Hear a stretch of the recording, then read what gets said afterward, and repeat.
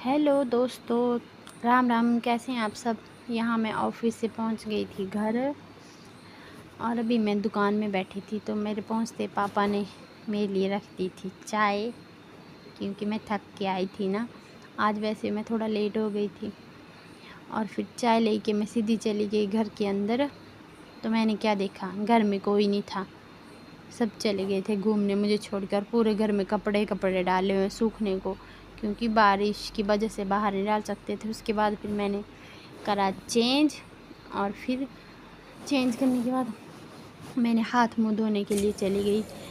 फटाफट मैंने हाथ मुंह धोए और उसके बाद चाय ठंडी हो रही थी। मैंने सोचा कि सबसे पहले अब आराम से बैठ के बिल्कुल चाय पीऊँगी और अपना फ़ोन चलाऊँगी, क्योंकि पूरा दिन तो फ़ोन मिलता नहीं है वहाँ पे, ज़रा भी फ़ोन नहीं मिलता है चलाने। बस पूरा दिन का पता ही नहीं चलता है कैसे पूरा दिन निकल गया। और फिर मैंने चाय का स्वाद ले लेके, अभी भी थोड़ी गर्म थी और इधर बॉल पड़ी थी, खेलते खेलते मस्ती सूझ रही थी और फ़ोन चला रही थी। फ़ोन चलाने का मन नहीं करता क्योंकि अकेली थी घर में। उसके बाद फिर अचानक से छोटी छोटी काकू आ गए हमारे घर में, भाई भाभी आए थे बच्चों को लेके। मम्मी भी उनके घर गई थी तो दोनों सब साथ में आ गए थे। थोड़ी देर इनके साथ खेला, फिर वो सब चले गए घर, उनको की टाटा बाय बाय। और उसके बाद फिर मेरे को थोड़ा सा स्टिचिंग का काम था, बहुत दिनों से मशीन स्टिचिंग करने बैठी नहीं थी। फिर उसके बाद मुझे ध्यान आया कि आज इतने दिनों बाद मशीन चला रही तो थोड़ा सा मशीन की सेवा भी कर लूँ। उससे मशीन साफ़ करी और उसके बाद फिर मैं लगी स्टिचिंग करने।